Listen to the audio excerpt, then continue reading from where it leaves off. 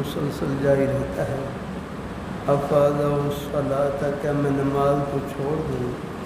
فرمایا رسول اللہ صلی اللہ علیہ وسلم نے انما ذالک عرق، یہ رگ کا خون ہے، یہ رحم کا خون نہیں، رگ کا خون ہے، یہ حیض نہیں ہے۔ فَإِذَا أَقْبَلَتِ الْحَیض، پھر جب حیض کے ایام آئیں تو نماز ہے، نماز کو چھوڑ دیں۔ پھر جب حیض کے ایام کے بقدر دن چلے جائیں تو فاغسلی عنک الدم، پھر اپنے سے خون کو دھو لیں اور نماز پڑھنا شروع کر دیں۔ آگے چلیں۔ باب غسل دم الحیض۔ وبه قال حدثنا عبد الله بن يوسف قال اخبرنا مالك عن هشام بن عروة عن فاطمة بنت المنذر عن اسماء بنت ابي بكر الصديق رضي الله عنهما وعنهم انها قال سالت امرأة رسول الله صلى الله عليه وسلم فقالت يا رسول الله ارايت احدانا اذا اصابته الدم من الحيضة كيف تصنع؟ فقال رسول الله صلى الله عليه وسلم اذا اصاب ثوب احداكن الدم من الحيضة فلتقرص ثم لتنصح بماء ثم لتصلي فيه. وبقال بعثنا إلى عائشة من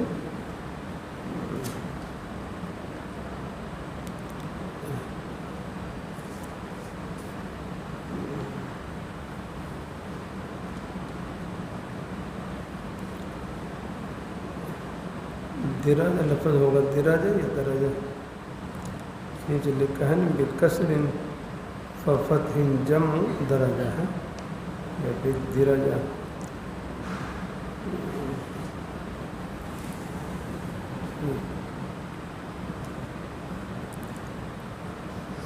فیہ القرص، کہ ہر ام المؤمنین عائشہ رضی اللہ تعالیٰ عنہ کننا نسان یبعثن الی عائشہ، صحابیات عورتیں ہر ام المؤمنین کی خدمت میں وہ ڈبیاں بھیجتی، اس میں روئی ہوتی جس میں زرد رنگ ہوتا، رنگ زد ہوتا۔ ایام ماہواری میں مختلف رنگ کے خون آتے ہیں، زد رنگ ہوتا تو آپ فرماتی لا تعجلن حتی ترین وقصۃ البیضاء، کہ تم جلدی نہ کرو یہاں تک کہ تم دیکھ لو خالص سفید پانی کو۔ مطلب یہ ہے کہ یہ خالص سفید پانی یہ پاکی کی نشانی ہے۔ جیسے مشہور واقعہ ہے نا کہ امام ابو حنیفہ رحمۃ اللہ علیہ خدمت میں ایک عورت آئی اور ایک چھری اور ایک سیب پیش کیا۔ امام صاحب رحمۃ اللہ علیہ نے وہ چاقو کے ذریعے چھری کے ذریعے سیب کاٹ کے واپس کر دیا۔ جو قریب حضرات بیٹھے ہوئے ایسا کر لگے جیسے یہ تو ہدیہ تھا، ہدیہ قبول کرنا سنت ہے، آپ اس کو واپس کر دیا۔ تو امام ابو حنیفہ رحمۃ اللہ علیہ فرمانے لگے یہ ہدیہ پیش نہیں کیا تھا، یہ مسئلہ پوچھا تھا کہ سیب کے پنے مختلف رنگ ہوتے ہیں۔ تو یہ اشارہ تھا آگے میں، جیسے یہ سیب دے کر نے سوال کیا کہ اس کے اوپر ان ایام حیض میں ماہواری میں جو مختلف رنگ کے خون آتے ہیں کون سا رنگ پاکی کی علامت ہے؟ تو حضرت امام صاحب رحمۃ اللہ علیہ نے وہ سیب کاٹ کے بتلا دیا کہ اندر کا سفید رنگ یہ پاکی کی علامت ہے۔ الحمدللہ بڑے سوال ہے، سوال کرنے والی عورت نے بھی کمال کیا ہے۔ حضرت امام صاحب رحمۃ اللہ علیہ اللہ نے ان کو بھی اللہ نے عجیب تفقع اور فہم عطا فرمائی تھی، اور کیسا ہے کہ بہترین انداز سے جواب دی۔ یہ وہی فرمایا انہوں نے۔ آگے چلیں۔ وبه قال حدثنا عبد الله بن محمد قال حدثنا سفيان عن هشام عن أبيه عن عائشة أن فاطمة خدمت میں رکھ کر رہا تھا علم حدیث کے مبادی کا ذکر چل رہا تھا۔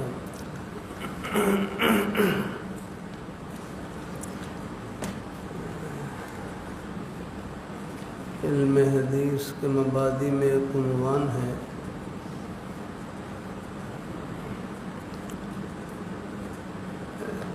صحاح ستہ کے مراتب، یہ حدیث شریف کی بڑی بڑی 6 کتابوں کے مراتب، صحاح ستہ کے مراتب صحاح ستہ۔ صحاح ستہ یہ تقریباً کہا جاتا ہے کیونکہ صحیح حدیث پر مشتمل بخاری اور مسلم ہیں، باقی کے اندر صحیح حدیث کے ساتھ درجہ حسن کی بھی حدیث ہیں، کہیں کہیں ضعیف حدیث بھی ہیں، اس لیے سب کتابوں کو صحاح ستہ یہ تقریباً کہا جاتا ہے۔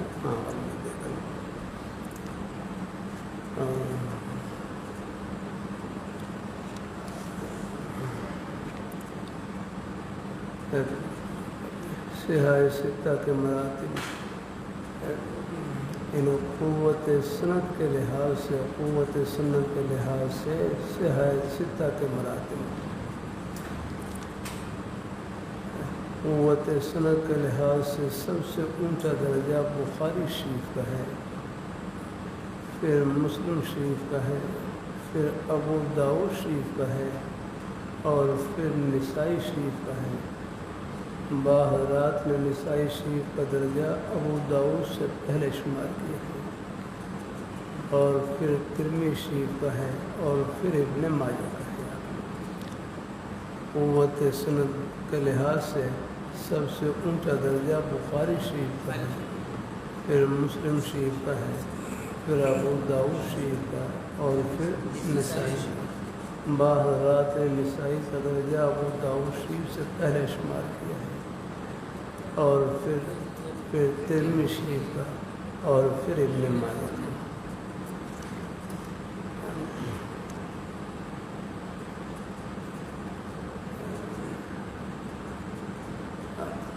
آگے عنوان کے صحاح ستہ کے یک بعد دیگرے پڑھنے کی ترتیب۔ صحاح ستہ کتابوں کی یک بعد دیگرے پڑھنے کی ترتیب۔ کوئی اکیلے اکیلے کتاب پڑھنا چاہے تو اس کی ترتیب کیا ہوگی؟ صحاح ستہ کی یک بعد دیگرے پڑھنے کی ترتیب کہتے ہیں کہ سب سے پہلے ترمذی شریف پڑھی جائے تاکہ بیان مذاہب معلوم ہو، کیونکہ ترمذی شریف میں مذاہب کا بیان ہوتا ہے، ائمہ کرام کے مذاہب کا ذکر وہ ساتھ ہی ذکر کر رہے ہوتے ہیں، کہ سب سے پہلے ترمذی شریف پڑھی جائے تاکہ بیان مذاہب معلوم ہو، پھر ابو داؤد شریف پڑھا جائے تاکہ دلائل معلوم ہو۔ دیکھا گیا کیونکہ امام ابو داؤد رحمۃ اللہ علیہ اہم مسائل میں ائمہ کرام کے مسلک کے لیے الگ باب باندھ کر ان کے دلائل کو جمع فرما دیتے ہیں۔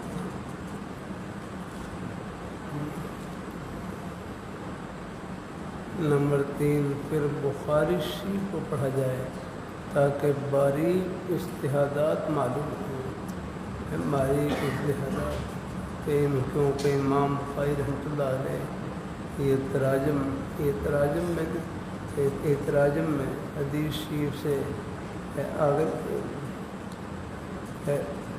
مسائل کا استنباط کرتے رہتے ہیں۔ بخاری شریف غور و فکر سے پڑھنے سے فقہائے کرام کے اجتہاد سے، استنباط سے کچھ نہ کچھ مناسبت پیدا ہو جاتی ہے کہ فقہائے کرام احادیث سے مسائل کو کیسے عقل کرتے ہیں۔ تیسرے نمبر پر بخاری شریف پڑھی جائے تاکہ باریک اجتہادات معلوم ہوں، آگے اجتہاد کا طریقہ معلوم ہو جائے، کیونکہ امام بخاری رحمۃ اللہ علیہ احادیث تراجم میں ان احادیث سے مسائل کا استنباط کرتے ہیں، یا تراجم کو حدیث سے مستنبط کرتے ہیں، ان کے اندر مسائل کو تو غور و فکر سے پڑھنے سے فقہائے کرام کے اجتہاد سے کچھ نہ کوئی مناسب پیدا ہو جاتی ہے۔ پھر چوتھے نمبر پر مسلم شریف پڑھیں تاکہ ایک حدیث شریف کی مختلف سندیں یکجا مل جائیں، ایک حدیث شریف کی مختلف سندیں یکجا مل جائیں۔ اور پھر نسائی شریف پڑھیں تاکہ سندوں کا اختلاف معلوم ہو جائے۔ یہاں نسائی شریف ایک مثال ہے کہ امام نسائی رحمۃ اللہ علیہ الاختلاف علی فلاں کے عنوان سے وہ سندوں میں اختلاف کو بیان کرتے ہیں کہیں کہیں۔ اللہ تعالیٰ کی مہربانی فرمائے۔ جیسا یہاں پر مثالیں آپ نسائی شریف پڑھیں گے آگے۔ اللہ تعالیٰ اپنی مہربانی فرمائے، اللہ تعالیٰ اپنی مہربانی فرمائے، اللہ اپنی مہربانی فرمائے۔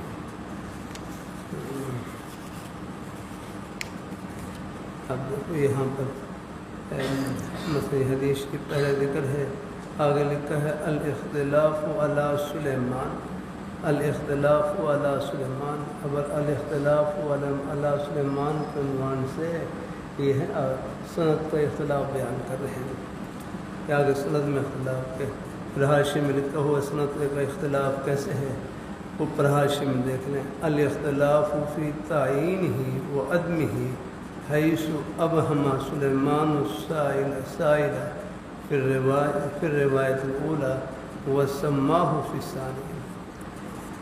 اب یہاں پر کہ سلیمان پر اختلاف بیان کر رہے ہیں۔ اللہ تعالیٰ اپنی مہربانی فرمائے کہ سلیمان ہے۔ آگے حدیث شریف دیکھ لیں۔ قال حدثنا سلیمان الأعمش عن حبیب، کہ یہاں پر ان کی سند میں روایت میں اختلاف ہے کہ پہلی روایت میں پہلی روایت میں سلیمان نے فَأَمَرْتُ رَجُلًا فَسَأَلَ النَّبِيَّ صلی اللہ علیہ وسلم، یہاں پر سائل کو مبہم رکھا ہے، سائل کا نام ذکر نہیں کیا۔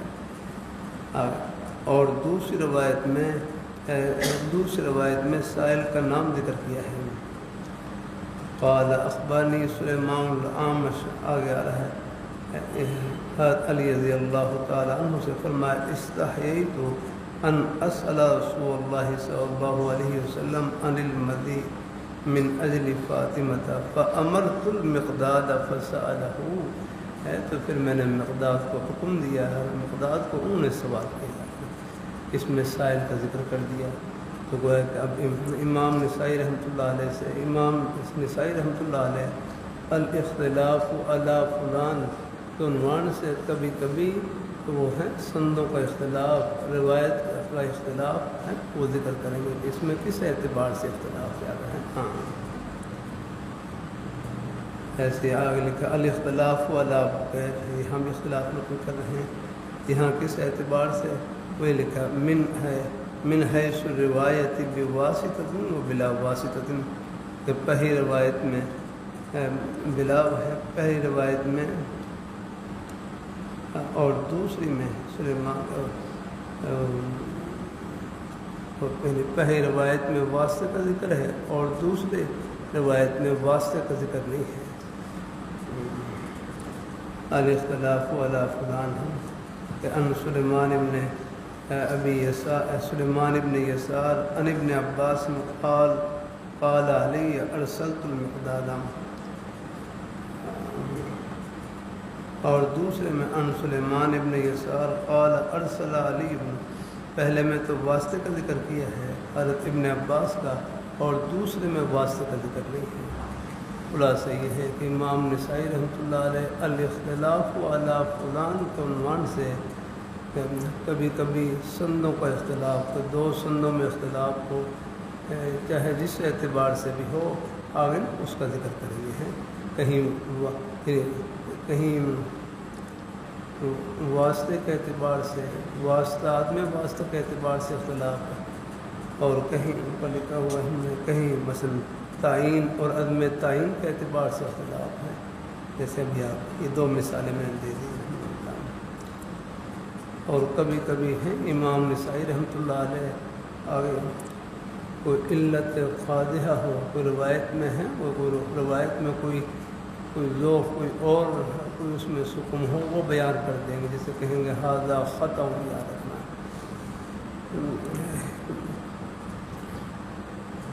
اس سے بھی حدیث کے مراتب کو پہچاننے میں آسانی ہو جاتی ہے. ہاں بہرحال. اور پھر آخر میں ابن ماجہ شریف پڑھی میں نے کیا نا سب سے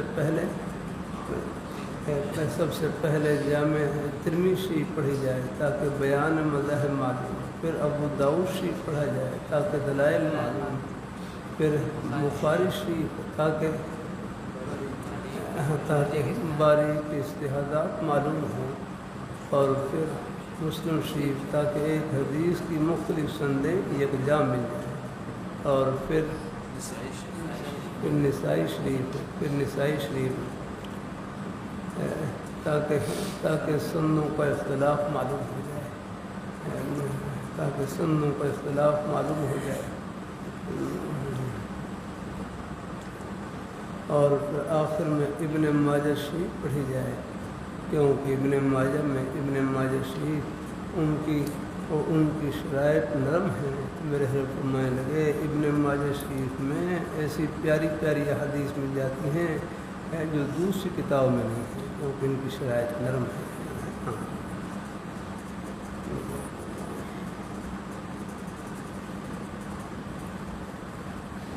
بھائی بات رہے میں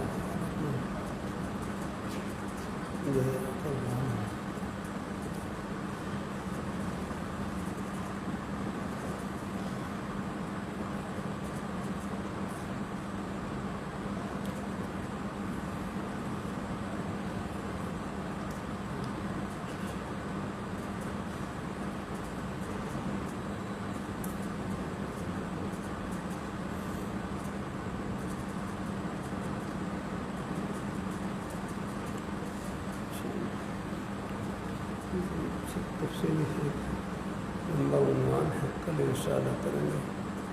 اللہ تعالیٰ